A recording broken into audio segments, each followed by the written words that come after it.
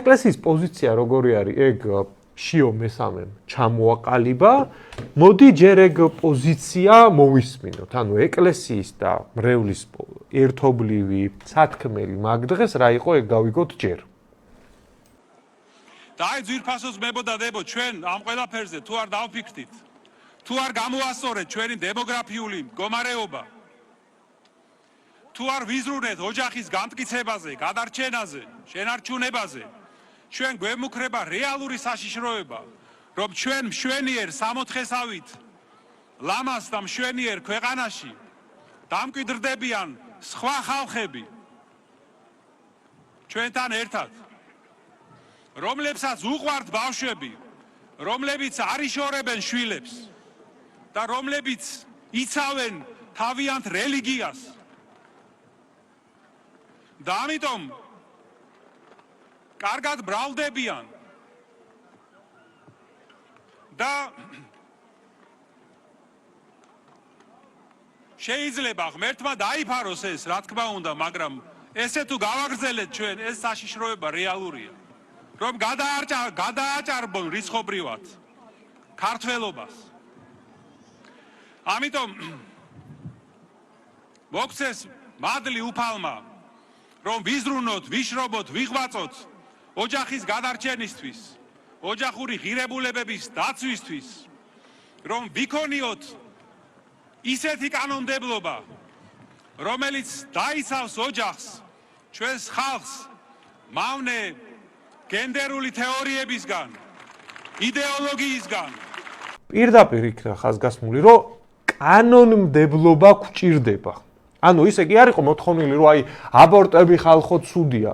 ნათქვამი იყო, რომ აბორტები ასაკრძალია და მაგას ჭირდება კანონმდებლობა. ანუ მოთხოვნა კონკრეტული იყო. და ქართულმა ოცნებამ მაგას გასცა დღეს კონკრეტული პასუხი. მოდი მოვუსმინოთ. არაფერი დასაკვირი იმაში არ არის, როდესაც პატრიარქი ოჯახთან დაკავშირებული ქადაგების დროს მოუწოდებს, რომ აბორტი იყოს, ასე ვთქვათ, მაქსიმალურად შეზღუდული. ერთი არის საკანონმდებლო დონე და მეორე არის თვითონ საზოგადოებაში გარკვეული მორალური, ზნეობრივი, თუნდაც ამ მიმართულებით იდეოლოგიური, ასე ვთქვათ, ძალისხმევის გაწევა.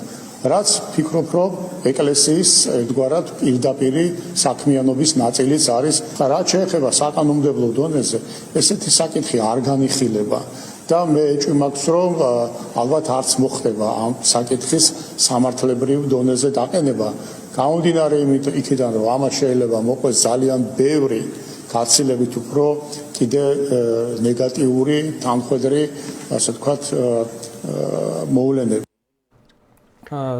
ერთი რაღაცა მინდა ხაზი გაუსვა. რახან ამ თემაზე მივიდეს მე რომ განვავრცოთ, ხო? ზოგადად ჩვენ ქვეყანაში ხო უჭირთ ხოლმე კონსერვატიზმის, ლიბერალიზმის გარკვევა, ხო? აი ეს საკითხი სხვათა შორის, აი ეს აბორტების თემა არის ერთ-ერთი საკვანძო თემა მთელ სოფლიოში. ერთ-ერთი ამით არ ყვევს სოფლიოში კონსერვატორი ხარ თუ ლიბერალი. ეს არის საკვანძო თემა მთელ სოფლიოში და კონსერვატიული პოზიცია არის აბორტების აკრძალვის პოზიცია და ლიბერალების პოზიცია არის აბორტების დაშვების პოზიცია მთელ სოფლიოში. ასე ეს უბრალოდ საქართველოში ვერ არკვევენ, როგორ არის ხოლმე მთელ სოფლიოში და ამას იმიტომ უსვავ. არ არკვევენ. ზოგი ვერ არის, ხო და ამას იმიტომ უსვავ ხაზს, რომ რა პასუხიც ქართულმა ოცნებამ გასცა, ეს არის წმინდა ლიბერალური პასუხი რა, როცა საკითხს აყენებს ასე რომ აი ხალხში ზნეობის დონეზე ეს საპატრიარქო ჩაერიოს, მაგრამ საკანონმდებლო დონეზე ეგ არ განიხილება. საერთოდ რა არის, იცი? საკანონმდებლო დონეზე რომ ქრისტიანული პოზიცია არ უნდა ერეოდეს, ლიბერალიზმი მეტი კი არაფერი არ არის. მეტი კი არაფერი არ არის, საკანონმდებლო კანონებში ქრისტიანობა არ გამაგონო. რაც გინდა ილაპარაკე, ხო? რაც გინდა ილაპარაკე, ხო კანონები. საერთოდ როგორ არის, იცი? ეს ქრისტიანობა მე მგონი ამ ქვეყანაში რაღაცა პოპულარულია, მეც დავდგები ხოლმე აი რაღაც შანდალს დავიჭერ, პატრიარქს მიულოცავ. ოღონდ კანონებში არა. ყველაზე წინ კამერიდან დავდგები ხოლმე. კარგი მაგალითია ეხლა ეს ერთი რაღაცის ასახსნელად პატივცემულო მაყურებლებო. როდესაც ჩვენ საუბრობთ ხოლმე რომ აი ჩვენ მაგალითად გვინდა საქართველოში ქრისტიანული დემოკრატიის დამყარება. აი რომ გვეკითხებიან რომ რა გინდათ, გვინდა ქრისტიანული დემოკრატიის დამყარება და მე ვკითხე აი რა არის ეგ, როგორ გამოიყურება და კი შეიძლება მაგაზე რაღაცა რთული თეორიების აწყობა, მაგრამ აი პრაქტიკაში მარტივად ირკვევა რა. ქრისტიანული დემოკრატია რო გქონდეს, საკითხი დადგებოდა ეგრე რომ საკანონმდებლო დონეზე უნდა აისახოს ეს თემა, აი აბორტების აკრძალვა კანონშიც გვექნებოდა. აი ეგ არის ქრისტიანული დემოკრატია. და ლიბერალური დემოკრატია, რასაც ქართული ოცნება ამყარებს აქ, რაც არ უნდა იძახონ რომ აი გაეროვნულდა და კონსერვატული. რაც არ უნდა იარონ ოჯახის სიწმინდის დღეებზე. ეგ არის რომ ჩვენ კანონებს არ შევცვლით. ეკლესიამ რაც უნდა ის ილაპარაკოს, კაცო, არა გვაქვს პრობლემა. ეკლესიამ ილაპარაკოს პრობლემა, არა გვაქვს, ოღონდ კანონს არ შევცვლით. განსხვავება არის ეგ. საერთოდ მე ის ამას რომ აი მთელ ამ ამბავს რომ უსმენდი აი პატრიარქის განცხადებას მე რა ხმაურიც მოყვა რანაირი რეაქციებიც მოყვა რა ძალთა ბალანსიც იყო საზოგადოებაში ოცნების შემდეგ გამოსვლა და ამ პასუხის გაცემაც ხო ეგ ძალთა ბალანსის დემონსტრაცია ხო ანუ ოცნება გამოვიდა და თქვა რომ არა ეკლესიამ რაღაცა ილაპარაკა ეგ რაც უნდა ილაპარაკოს მაგრამ კანონში ამას არ ასახავთ ხო ეგ თქვა ეგ იყო გამოძახილი ხალხში დღეს არსებული ძალთა ბალანსის აი ვისკენაც რა განწყობისკენაც მეტიც ამ თემაში იგრძნეს იქით წყალი ვითო რომელსაც ოცნება წარმოადგენს პოლიტიკაში იქით გადაიხარენ და მაგას აი ჩემთვის იყო შემზარავი რა იცი ბიჭო აი როდის დავმარცხდით ასე რანაირად მოგვიხერხეს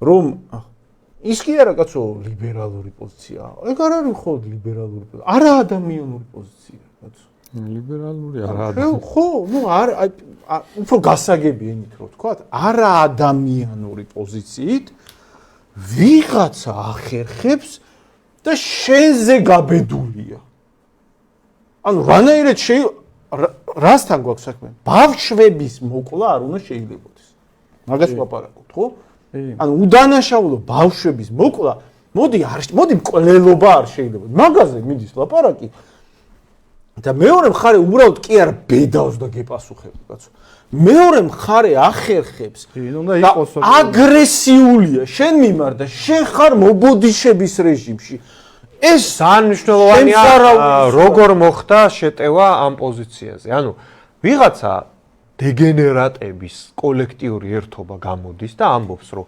პატრიარქი რომ ამბობს რომ საკუთარი შვილის მუცელში მოკლა ეგ არის უდიდესი ცოდვა და ვერ გაიხარებს ოჯახი, სადაც ეგ ნორმა არის და ეგ აკრძალოს პატრიარქი ამას რომ ამბობს, დეგენერატების ერთობა გამოდის და ამბობს რომ პატრიარქი ცუდი კაცია, იმიტომ რომ მაგას ამბობს და ცუდი ქრისტიანია, იმიტომ რომ მაგას ამბობს. ეხლა მანდ რა პრობლემა არის, ნახე? ანუ არის ადამიანების მნიშვნელოვანი ნაწილი, რომლისთვისაც ცუდი და კარგი როგორ ირკვევა, იცი? აი თვითონ რა ხოშიცა აქვს და კომფორტულად როგორც არის.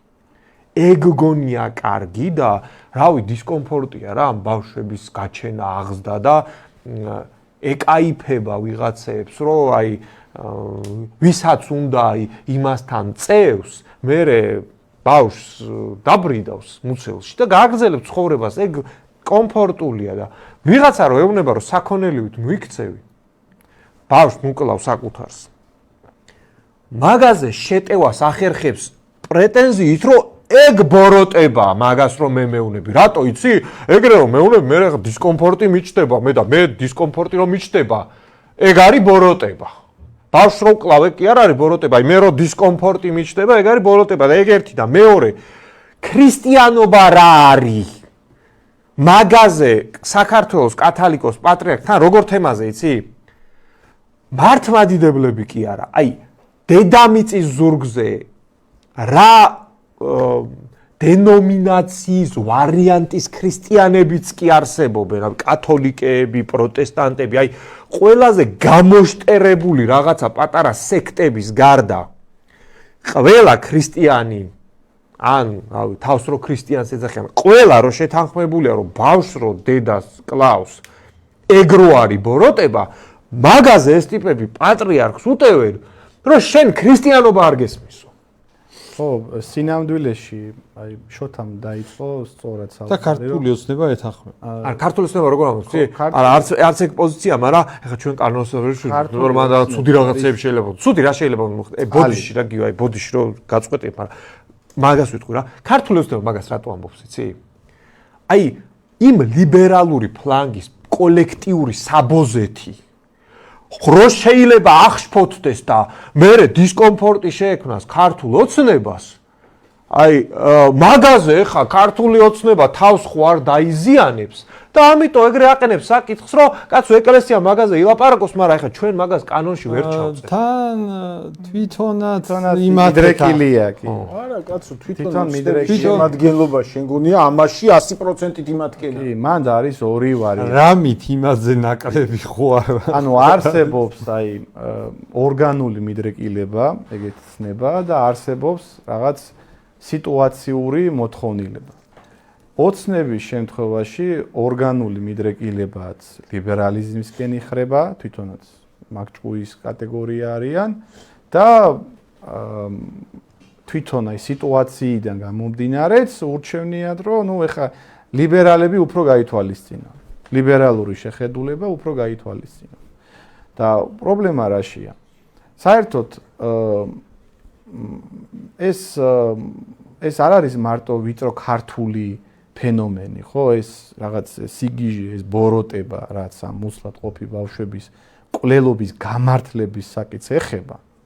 აი, კვლელობის გამართლების, თან აგრესიული გამართლების, კაცო, ის კი არა, რომ რაღაცა თავდაცვის მდგომარეობაში არის, აქეთ გიტევენ, შენ რომ ამას სახელს არ ქმნევ და შენ რომ ამბობ, რომ ეს ბოროტება, ეს კვლელობაა, ამის გამოთქმის საშუალებაც არ უნდა ქონდეს. ეს მოცემულობა დაიბადა დასავლეთში, ხო, და ამაზე აი ირაკლიმ სწორი თქვა, ჩვენთან ხო საერთოდ ბაიბუიზე არ არიან საერთოდ რა ხდება რეალურად დასავლეთში. მით უმეტეს აი პოლიტიკურ, იდეოლოგიურ დისკურსის დონეზე, აი ყველაზე წამყვანი მიმდინარეობები, პოლემიკები რაზეა ჩვენთან ხო არ იციან, ჩვენთან იმაში არიან ჩარჩენილი რაღაც ჯორჯ ბუშის უფროსის გონია დღემდე, კლინტონის დრო გონიათ.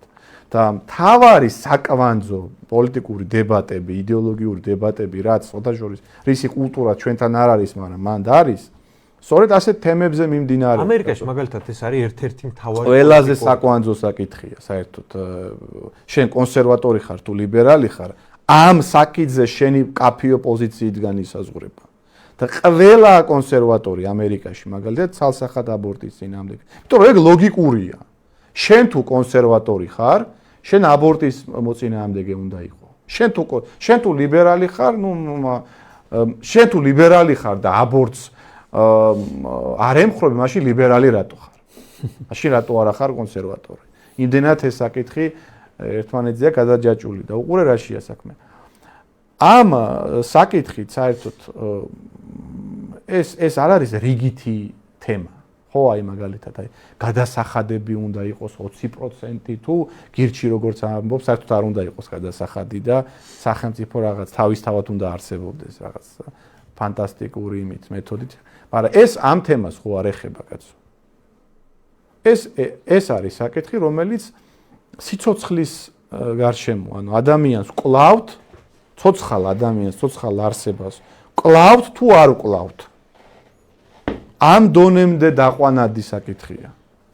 და ლიბერალები საქართველოში გვიხერხებენ, ფაქტია გვიხერხებენ, კაცო, იმიტომ რომ სახელმწიფო მათ მხარეს არის, სახელმწიფო მათ შეხედულებას, მათ ბოროტ შეხედულებას, ანტიადამიანურ, ანტიმორალურ, ანტირაციონალურს მათ შორის, მაგაზეც გადავალ. ამ პოზიციაზეა. ანუ სახელმწიფო არა ქრისტიანულ, არა ჯანსაღ, არა კეთილ, აი სიკეთის ხარეს კი არ დგას ამ საკითხში. დგას ბოროტების საკითხში. ერთი საინტერესო რა არის კიდე, იცი?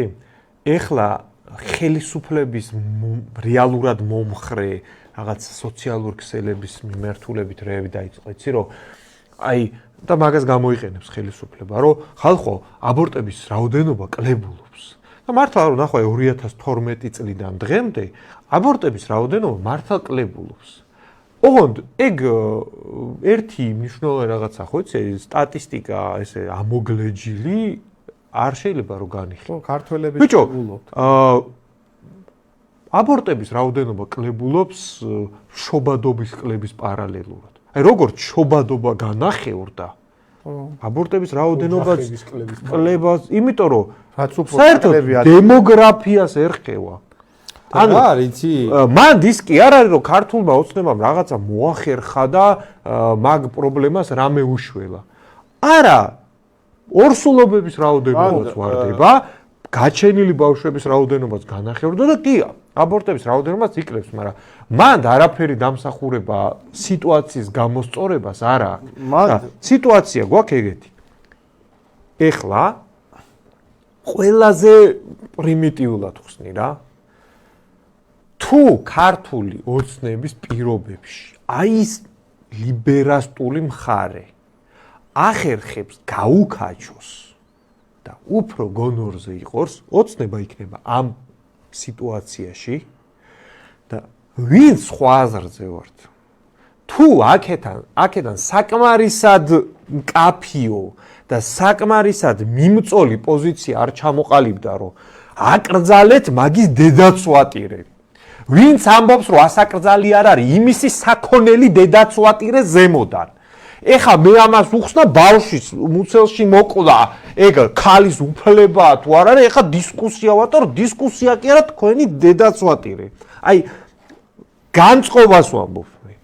აქეთა ფლანგიდან მაგ განწყობის გენერირება თუ არ მოხდა და ეგ მოთხოვნა თუ არ იქნა მკაფიო, ის ფლანგი იგებს. ხო და მანდ რაშია პრობლემა, იცი? აი მთელი პრობლემა აი ამ ამბავს რო უყურებდი, შემზარავი იყო ის, რომ ეგ ხო არ მოხდა უკვე. ანუ აგერ ეს არის მეორე დღე, ხო?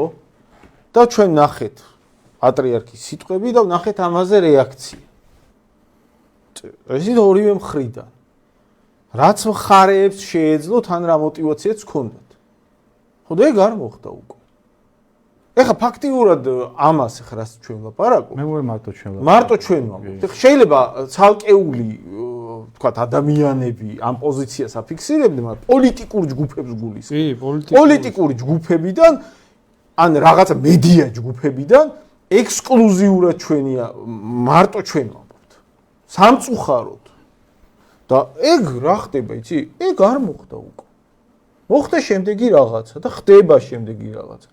ამ საკითხში ჩვეულებრივად ვერ აჩერებ ისეთ ჯანზე არის მეორე მხარე და მათ შორის მაგალითად აი როცა აყენებენ ხოლმე ჩვენ გვეუბნებიან ხშირად რომ აიკო ისინიც ოცნებაც გაკონსერვატორდა და რა განსხვავება აი ახლა იმათ უჭემხარს ხო ბიჭო აი განსხვავება რა ეგენი ბაკანოს არ მიიღებენ ჩვენ რო ვიყოთ ხელისუფლებაში ეგ კანონი მეორე დღეს მიღებული იქნება. მაგრამ ხელისუფლებაში კი არა კაცო. აგერ ხო არა ვართ ხელისუფლებაში. აგერ ხო გასაგებია რომ მთელი საზოგადოების დიდი ნაწილი საწინააღმდეგო აზრზე ხმაურობდა 2 დღე და იმდენად რომ ოცნება გამოვიდა და აი იმათ ბურთი გადააგდო იქით. მაგრამ ჩვენ ხა კი გვესმის კაცო დამაზიანებელი რომ შეიძლება იყოს დიდ ნაწილში. ბევრ რაღაცაში რომ გეთანხმება ვიღაცა აი მაგალითად მიგრაციაში გეთანხმება, სოციალურ თემებში გეთანხმება, ასე შემდეგ და მასეთ ვიღაცებს დავკარგავთ. მით უმეტეს აი რაღაც შეიძლება არჩევნები ახლოვდება და ასე შემდეგ, მაგრამ ჩვენს რაღაც პრინციპული საკითხი ამაზე ჩვენ არ ვიხევთ უკან მაგის გამო რომ ვიღაცას მოეწონება არ მაგ რაც მიგვაჩნიეს სწორად პრინციპულად მაგ საკითხს ვაჟღერებთ და თუ მაგაზე დაზიანება მოყვება დავზიანდეთ და ეხა თუ მაგ პრინციპულობას საზოგადოების ის ნაწილი რომელიც ამ საკითხში თითქოს პრინციპული უნდა იყოს არ ამჩნევს და ძალას არ ზენს აუ გვიტარებენ აგერ რასაც უნდა იმას აკეთებენ და არ ყოფნის ის ძალისხმევა რომელიც არის საზოგადოებაში არ ყოფნის ფაქტია აი კიდე უშინდელმა და დღევანდელმა დღემ აჩვენა